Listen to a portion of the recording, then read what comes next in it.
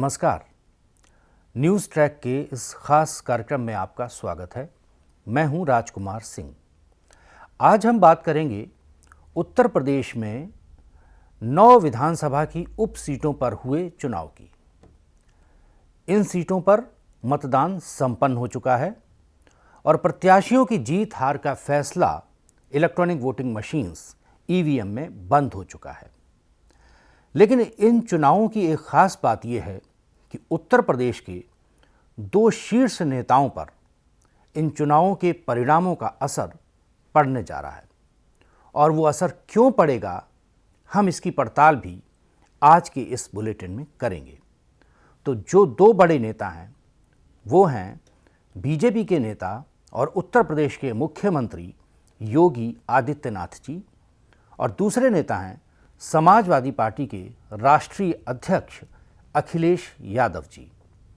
तो सबसे पहले बात करेंगे योगी आदित्यनाथ की। थोड़ा पीछे लेके चलते हैं। अभी कुछ महीने पहले मई और जून में संपन्न हुए लोकसभा के चुनावों में उत्तर प्रदेश के अगर परिणामों को देखें तो बीजेपी को निराशा हाथ लगी थी।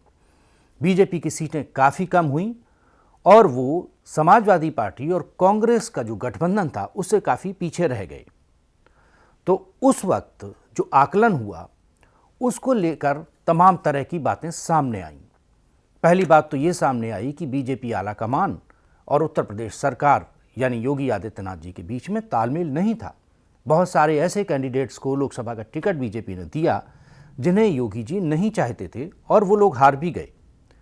तो वहाँ से जो बात शुरू हुई और उसके बाद ये जो चुनाव हो रहा है तो इसमें पहली बात तो ये हुई कि बीजेपी आलाकमान ने इन उपचुनावों की पूरी जिम्मेदारी योगी आदित्यनाथ को दे दी और ये कहा कि आप अपने हिसाब से इन चुनावों को देखिए।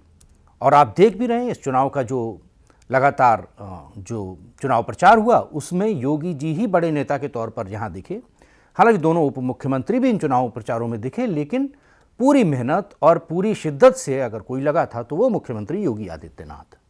तो ये जो चुनाव हैं, जो इनका परिणाम आएगा, अगर बीजेपी के पक्ष में गया, ज़्यादातर सीटें बीजेपी ने जीती, तो निश्चित तौर से योगी आदित्यनाथ जी का कद पार्टी के भीतर भी बढ़ेगा और बाहर भी बढ़ेगा।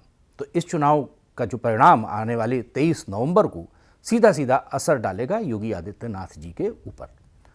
और अब हम वहीं दूसरी ओर बात करें समाजवादी पार्टी के राष्ट्रीय अध्यक्ष अखिलेश यादव जी की, तो फिर थोड़ा पीछे चलें, वहीं चलें जहां भी हम बात कर रहे थे लोकसभा चुनाव में मई और जून। तो उस लोकसभा चुनाव में कांग्रेस और समाजवादी पार्टी मिलकर चुनाव लड़े थे। तो जो परिणाम आए उसमें कांग्रेस ने भी अच्छा किया और समाजवादी पार्टी ने भी अच्छा किया और इन दोनों नेताओं को संयुक्त रूप से क्रेडिट गया उत्तर प्रदेश का। आप देखिए कि जिस तरह से राहुल गांधी जी ने पूरे देश में एक मुहिम चलाई कि अगर बीजेपी सत्ता में आती है तो संविधान को बदल देगी, और उस मुहिम का एक बड़ा असर देखने को मिला। ख़ासतौर से उत्तर प्रदेश में तो साफ साफ देखने को मिला, क्योंकि बहुत बड़े पैमाने पर यहाँ पर दलित और ओबीसी वोट वो शिफ्ट हुए समाजवादी पार्टी और कांग्रेस गठबंधन की तरफ। यानी जो लोग आरक्षण को मानते हैं, और जो आरक्षण को तो सभी मानते हैं, संविधान में है, तो जो लोग इससे बहुत करीब से जुड़े हैं उन लोगों ने बीजेपी से शिफ्ट होकर कांग्रेस और समाजवादी पार्टी की ओर वोट दिया। और उसी चीज़ को अखिलेश यादव ने आगे बढ़ाया। उन्होंने क्या किया कि पीडीए के नाम से एक नया फार्मूला दिया, पिछड़े, दलित और अल्पसंख्यक। तो ये फार्मूला भी काम कर गया। टिकट वितरण भी उनका बीजेपी से बेहतर था। तो इस सब का असर देखने को मिला कि समाजवादी पार्टी और कांग्रेस ने अच्छा परफॉर्म किया। अब इन चुनाव को ले लीजिए, जो 9 सीटों पर उपचुनाव हो रहे हैं, इनमें कांग्रेस अलग है।